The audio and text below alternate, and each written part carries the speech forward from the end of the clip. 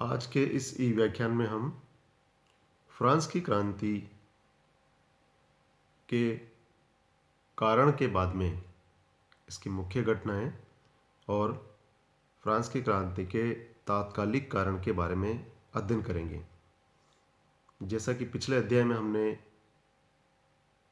अध्ययन किया क्रांति के मुख्य कारणों का, जिसमें राजनीतिक कारण, सामाजिक कारण, आर्थिक कारण और बौद्धिक कारणों के बारे में हमने अध्ययन किया कि किस तरीके से उस समय राजनीतिक परिस्थितियां बनी जिससे वहाँ के जो पूर्व वंश के शासक लुई 16वां जो हैं उसके खिलाफ वातावरण बना और उसको उखाड़ फेंकने की भूमिका तैयार हुई। इसी क्रम में हम आज बात करते हैं फ्रांस की क्रांति के तात्कालिक कारण की। फ्रांस के तत्कालीन शासक लुई 16वें की अदूरदर्शितापूर्ण नीति ने क्रांति को अवश्यंभावी बना दिया। यदि वह बुद्धिमत्ता से काम लेता तो क्रांति टल सकती थी। लुई 16वां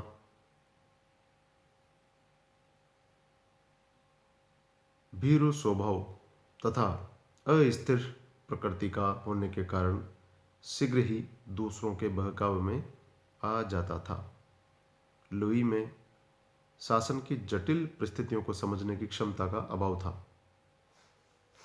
आत्मविश्वासहीन लुई पर उसकी पत्नी मैरी अंतोनेट का प्रभाव बहुत ही घातक सिद्ध हुआ।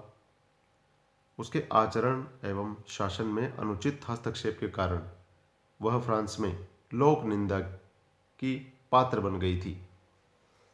राज्य में अधिकारियों की नियुक्ति, स्थानांतरण, पदोन्नति तथा पद से हटाने उसकी इच्छा से होता था। फ्रांस की जनता उससे घृणा करती थी। तो इसी क्रम में हम आगे बात करते हैं तात्कालिक कारणों में, जिसमें वित्त मंत्री तुर्गो को पद से हटाने की बात आती है 1774 से 1776 ईस्वी में। तुर्गो एक योग्य अर्थशास्त्री था। वह फ्रांस की आर्थिक स्थिति से भली भांति परिचित था। उसने वित्त मंत्री के पद पर रहते हुए फ्रांस की आर्थिक स्थिति को सुधारने का भरसक प्रयत्न किया।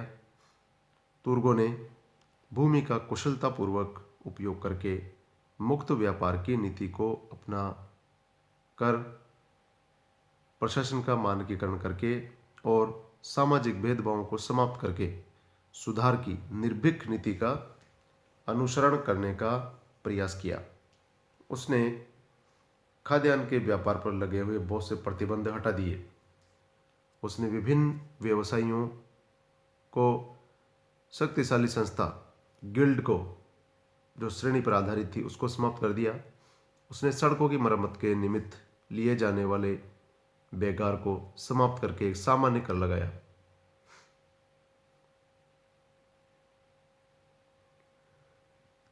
अर्थशास्त्री तुर्गो ने 4 सूत्री कार्यक्रम रखे। ऋण नहीं, नए कर नहीं, दिवालियापन नहीं और राज्य के खर्च में कमी। इस प्रकार की बात तुर्गो ने अपने योजना में रखी। यदि यह कार्यक्रम लागू हो जाता तो निश्चय ही फ्रांस की आर्थिक स्थिति में सुधार होता, किंतु ऐसा नहीं हो सका। यह कार्यक्रम आंशिक रूप से लागू होने पर भी स्थिति में सुधार आने लग गया था, किंतु जब तुर्गो ने खर्च कम करने, कुलीनों एवं बड़े पादरियों के अधिकारों पर आघात करने तथा उनसे कठोरतापूर्वक कर वसूल करने, नमक कर हटाने, किसानों को आर्थिक सहायता उपलब्ध कराने के प्रस्ताव रखे तो विशेषाधिकार प्राप्त वर्ग उसके विरुद्ध हो गया। उन्होंने लुई 16वें पर रानी अंतोनेट द्वारा दबाव बनाकर उसे वित्त मंत्री के पद से हटवा दिया। तुर्गो का पद से हटना फ्रांस के लिए अत्यधिक अहितकर सिद्ध हुआ। तुर्गो के त्याग पत्र के कुछ माह बाद ही वित्त मंत्री के रूप में एक धनी बैंकर नेकर 1776 से 1781 ईस्वी तक इस समय अवधि में उसकी नियुक्ति हुई। वह एक बैंकर परिवार का होने के कारण आर्थिक मामलों में दक्ष था।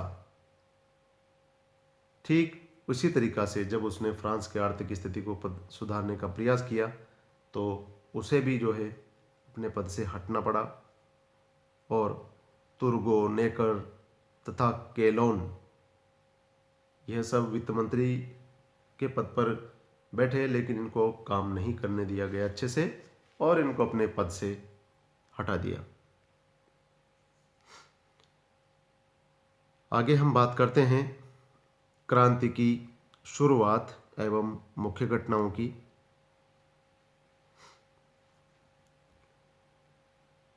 5 मई 1789 ईस्वी को स्टेट्स जनरल का अधिवेशन वारसाई के शानदार राजमहल में आरंभ हुआ। 5 मई 1789 को लुई ने विधिवत इसका उद्घाटन किया। स्टेट्स जनरल की कुल संख्या लगभग 1200 थी, जिनमें से 600 से अधिक तीसरे सदन के व्यक्ति थे। सच तो यह है कि जनसाधारण से चुनकर आए प्रतिनिधियों की संख्या इससे कहीं अधिक थी, क्योंकि 300 पादरियों के प्रतिनिधियों में से 200 से अधिक साधारण पादरी वर्ग से चुनकर आए थे और इनकी सहानुभूति तीसरे सदन के साथ थी। परंपरागत नियम के अनुसार तीनों सदनों की अलग अलग बैठकें होती थी और तीनों अलग अलग निर्णय करते थे। प्रस्तुत प्रस्ताव के पारित होने के लिए जरूरी था कि कोई 2 सदन उसे स्वीकृति दे दे। यद्यपि तीसरे सदन की सदस्य संख्या बढ़ाकर दुगनी कर दी गई थी, तथापि पुरानी विधि के चलते जन साधारण को इससे कोई लाभ नहीं होने वाला था, क्योंकि प्रत्येक सदन का एक वोट माना जाता था और बहुसंख्या के बावजूद तीसरे सदन के निर्णय को मान्यता नहीं मिल पाती। इस जटिल स्थिति को हल करने के लिए तीसरे सदन के प्रतिनिधियों ने तीनों सदनों की सम्मिलित बैठक का आग्रह किया, जिसमें सभी प्रतिनिधियों के बहुमत से निर्णय लिया जाए। प्रथम एवं द्वितीय सदन के सदस्यों ने इस मांग का विरोध किया। दूसरे और तीसरे सदन के प्रतिनिधि अपनी मांग पर डटे रहे। इस प्रकार अधिवेशन के प्रारंभ में ही गतिरोध उत्पन्न हो गया था।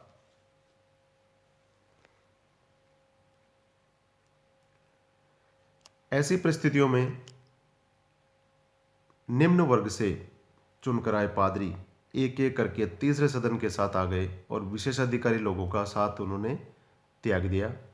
इस पर तीसरे सदन ने 17 जून 1789 ईस्वी को साहसपूर्ण कदम उठाते हुए अपने को राष्ट्रीय सभा घोषित कर दिया और वास्तव में यह प्रथम महत्वपूर्ण क्रांतिकारी कदम था। राष्ट्रीय सभा को फ्रांस की जनता की एकमात्र प्रतिनिधि सभा घोषित किया गया। क्रांति की मुख्य घटनाओं में हम आगे बात करते हैं टेनिस कोर्ट की शपथ की। 20 जून 1789 ईस्वी को राजा लुई ने सामंतों के दबाव में आकर राष्ट्रीय सभा के कार्यों में हस्तक्षेप करने के लिए सभा भवन को बंद कर दिया। अब जब 20 जून को राष्ट्रीय सभा के प्रतिनिधि वहां बैठक करने पहुंचे तो वहां पर सैनिक तैनात देखकर उन्हें बड़ा क्रोध आया। पूछने पर जवाब मिला कि 23 तारीख को होने वाले शाही सत्र की तैयारियों के लिए सभागृह को बंद कर दिया गया है। ऐसा जवाब मिला वहां पर तैनात जो सिपाही था उससे। इस प्रकार से हताशा के कोहरे को चीरते हुए तुरंत निर्णय लिया गया कि पास की इमारत के टेनिस कोर्ट में सभा होगी। चूंकि उनको अंदर प्रवेश नहीं करने दिया गया सभा भवन में,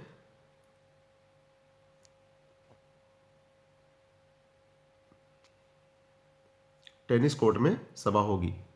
प्रतिनिधियों ने इस कोर्ट पर शपथ ली कि राष्ट्रीय सभा यह निश्चित करती हैं कि हम कभी भी अलग नहीं होंगे और जब तक संविधान का निर्माण नहीं हो जाता तथा उसे सुदृढ़ नींव पर नहीं रख दिया जाता, तब तक जहां भी और जब भी परिस्थितियों के अनुसार आवश्यक होगा एकत्र होते रहेंगे।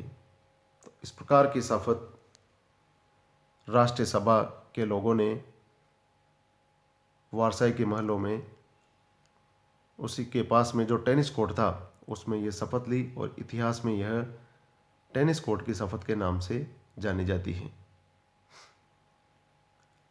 इस महान घटना ने फ्रांस के निरंकुश राजतंत्र की जड़ें हिला दी। शपथ का यह प्रस्ताव मोनियर के द्वारा रखा गया था।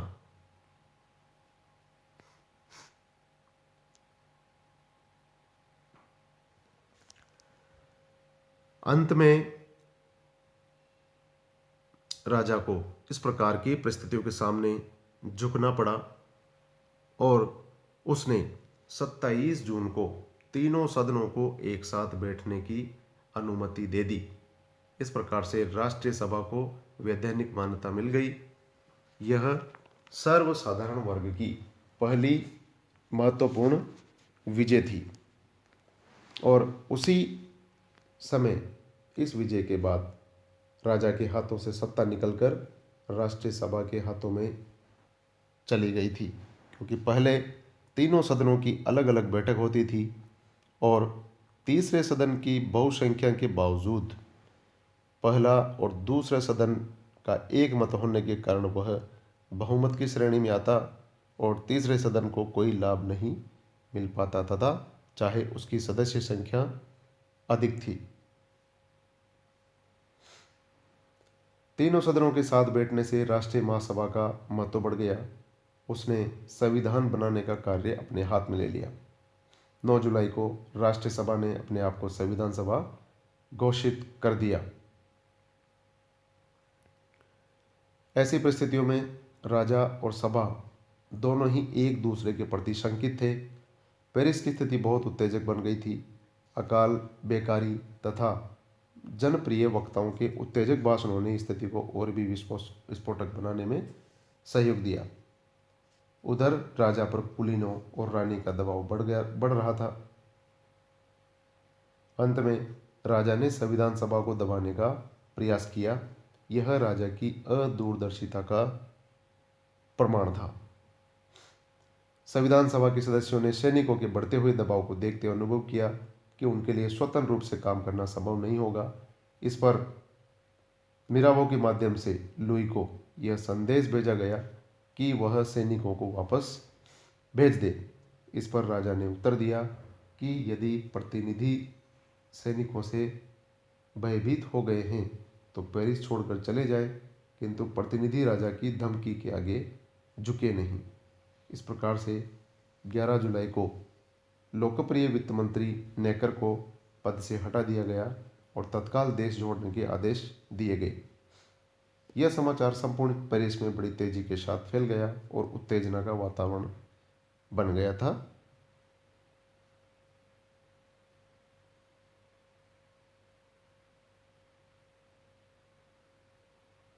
उसी समय एक देमुल नामक पत्रकार और उग्र क्रांतिकारियों ने पेरिस के लोगों को बहुत उत्तेजित किया और हथियार एकत्रित करके आगे बढ़ने को प्रेरित किया।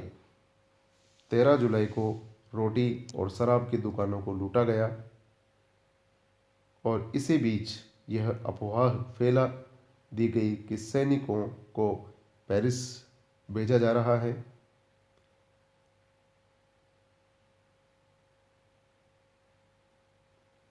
और इससे उत्तेजित होकर लोगों ने शस्त्र संग्रह करने का निर्णय किया।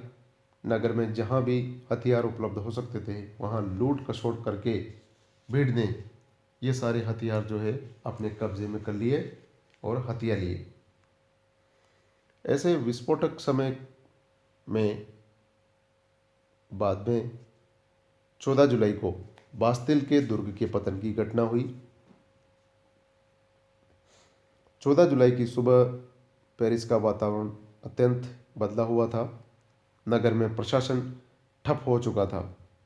लोग सुबह से ही हथियारों की तलाश में घूम रहे थे। किसी ने यह अफवाह फैला दी कि बास्तिल के दुर्ग में शस्त्रों का भंडार है और यह जानकर भीड़ उधर ही उमड़ पड़ी। बास्तिल पेरिस से थोड़ी ही दूरी पर एक छोटा सा किला था जहां पर प्रायः राजनीतिक बंदी रखे जाते थे। जनता इस किले को निरंकुशता एवं अत्याचार का गढ़ मानकर उससे घृणा करती थी। बास्तिल के प्रशासक ने अपने कुछ सैनिकों की सहायता से कुछ दूर तक भीड़ को रोकने का प्रयास किया, परंतु अंत में उन्होंने समर्पण कर दिया। भीड़ किले में घुस गई और उसने सभी बंदियों को रिहा करके किले को तहस नहस कर डाला। किले के अधिकारियों को मौत के घाट उतार दिया गया। लोग यादगार के लिए यहाँ से लोहे और पत्थर के टुकड़े अपने अपने घर ले गए और बास्तिल का नामो निशान मिटा दिया गया, क्योंकि यहाँ पर उस समय कैदियों को रखा जाता था। इसलिए जनता की इसके प्रति सोच अच्छी नहीं थी और ये सब लोग इनसे नफरत करते थे।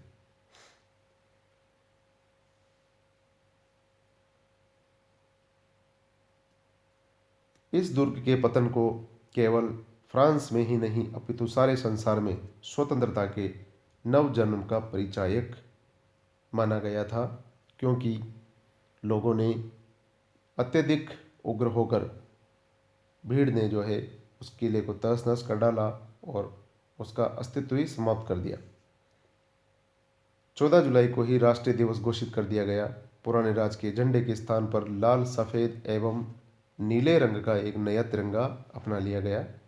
पेरिस में जनता ने पुरातन राज्य प्रशासन को समाप्त करके नई म्यूनिसिपल सरकार बना ली और यह पेरिस की कम्यून के नाम से प्रसिद्ध हुई। नगर की सुरक्षा के लिए नेशनल गार्ड का गठन किया गया। तो इस प्रकार से क्रांति की इस घटनाओं से और तात्कालिक कारणों के बारे में हमने अध्ययन किया, जिसमें टेनिस कोर्ट की शपथ और बास्तिल के दुर्ग का पतन महत्वपूर्ण घटनाएं हैं। Thank you.